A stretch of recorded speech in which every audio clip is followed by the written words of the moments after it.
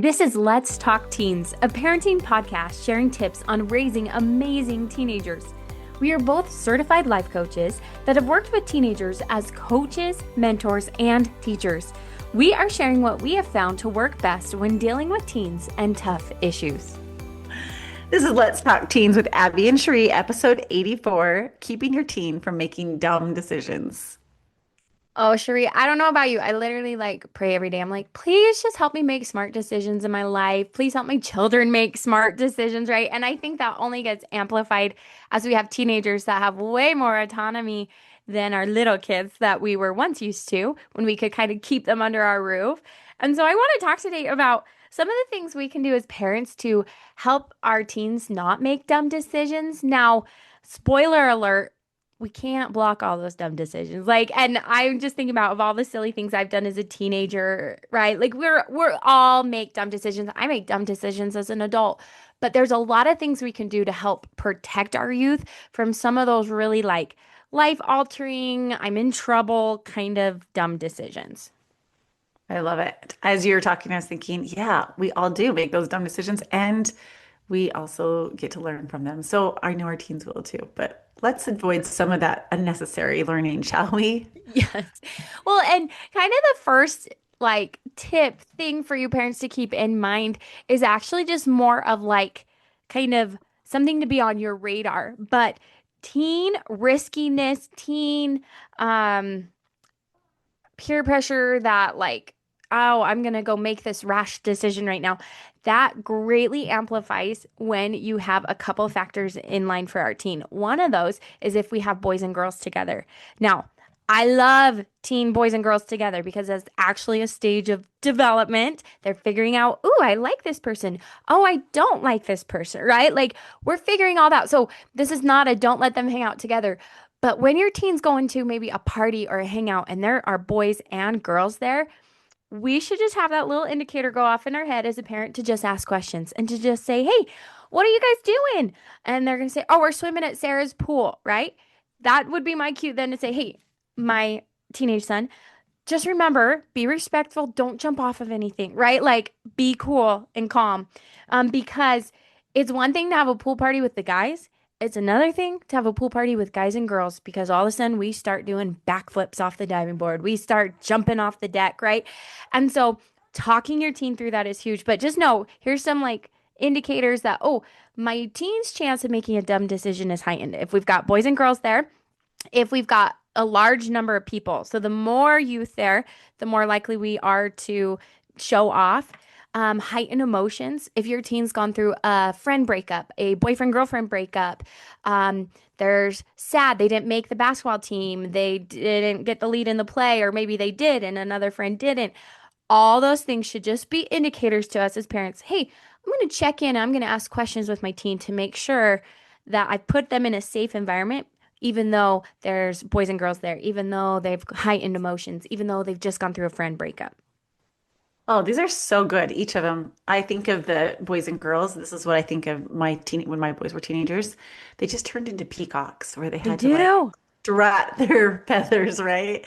Show off for those girls. And so I think those are all such real things to think about. And that heightened emotion when I'm like, oh yeah, because they're trying to escape their pain. And so they're like, what can I do? All the things that you just mentioned are so valid. And I love that in with them and asking them questions. Questions can make a huge difference Yeah. when we show that interest in what they're doing and ask questions about it. Tell me what you're going to do here. Tell me what time you're going to be home. Tell me who's going to be there. Are there parents that will be chaperoning? I mean, I just think questions are so important. And your teen is gonna be like, Mom, whatever, I'm just hanging out.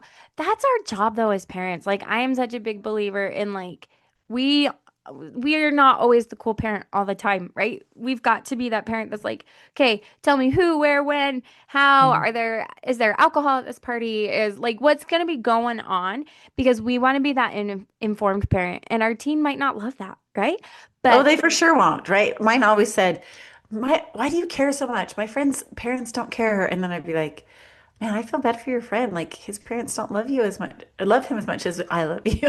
yeah, My I my can't teens, lose you. I remember my mom would say my that to me all teens the time. hated that. But I'm like, dang, I feel bad for your friend. Yeah. And it's true though, like sometimes we've got to be the one. And I know that for me personally, sometimes I look around, I'm like, oh, other parents aren't worried about this. Maybe I won't be worried about this. But I actually try to like stop myself from thinking that way and go, if I'm worried about this or if I have this thought, I'm going to ask it. And maybe I look dumb. Maybe I look like the mom who's inexperienced, but I'm going to ask it anyway. Because I'd rather keep my teen safe. I'd rather know all the details of where they're at. Now, the other thing to do when it comes to teens and dumb decisions is teach them safety basics. And I know how basic of a tip is that, but here is where I just think we can't overdo it as parents. Our whole lives, we should be just sharing those little nuggets that keep our youth safe. And I get Cheree, in school, you do like stop, drop, and roll and earthquake safety. I've really never had to use those ever, but I do use and remember when my parents would say to me things like, Abby, in a lake, don't ever try to swim long distances without like a life jacket. And I'd be like, well, Dad, I'm a really good swimmer. Like, I'm not worried about swimming out to that buoy.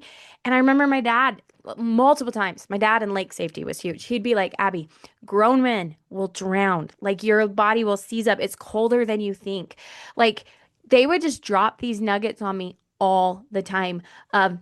Hey, never have your car on while it's like in an enclosed space, right? There's carbon monoxide poisoning. Like, there's so many little things, and I know that can feel overwhelming as a parent, but just drop those on your youth when you're like, oh, hey, you're driving out in the snow, be sure that you're going slower. Don't ever try to like speed up on ice or, whatever those little tips are that you have for them, because it's really important. Especially, I feel like here in Utah, every year we lose people in lakes because we don't realize, oh, hey, the water's really cold.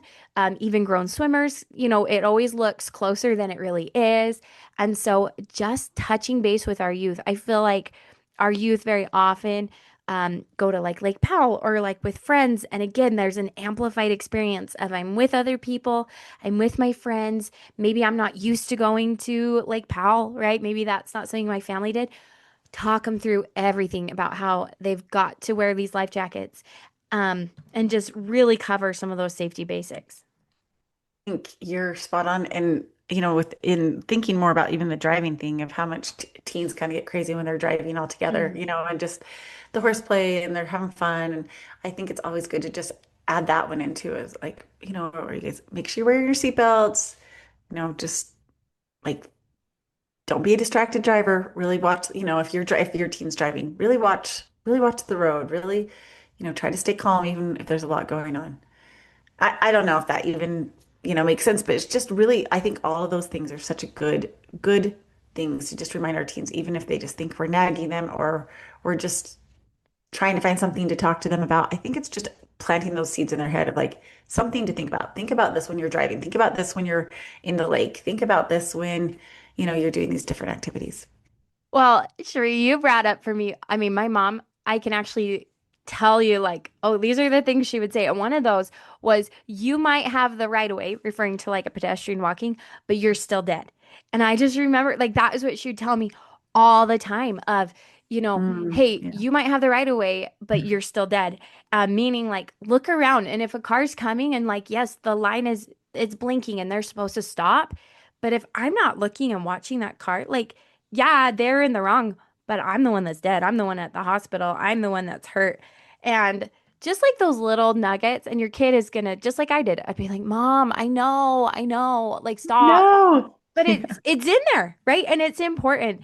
And to help you with this, parents, because maybe you're listening going, wow, I feel really overwhelmed because there is so much to teach my kid, and there's so many ways to get hurt, and there's so many ways to do dumb things. Use real stories. That's kind of my last bit of advice for you. When you see a story on the news of teenagers that rolled over a car because they had nine of them in there, this is a real story that happened here in Utah. They were going to lunch. They all piled in the car, not enough seatbelts. I don't know what happened, but that car rolled over and one of the girls died because she didn't have her seatbelt on. Share that with your teen. I know we might not feel like, oh, I don't want to bring them down or make them sad. That is called real life. And that's called like, how many times have we as teenagers been like, yeah, everybody jump in the car, or I'll jump in my friend's car, but they don't have a seatbelt for me, right? And all of a sudden it goes from mom nagging to no, this is a real story that happened to somebody. So anytime you see things like somebody drowned in a lake or teenagers were doing a TikTok challenge and they got in trouble or got hurt this way, share that with your youth and use it as like a teaching experience that doesn't have to be a lecture. Just be like, ooh, guess what was on the news? Maybe even show them the clip, right? And be like, I just hope that, I know we're smarter than doing that, right? Which maybe we don't know that, but we're going to assume that. And then our teen goes, yeah, I'm smarter than that, right? Because we're helping them build that confidence and that muscle to go, hey, my all my friends want to go to lunch and we're all piling in the car and I really want to go to lunch, but man, they don't have a seatbelt. And that's what's going to pull your teen back is that real life story when they go, ugh, I better not, guys, or I better just go grab my own car to drive.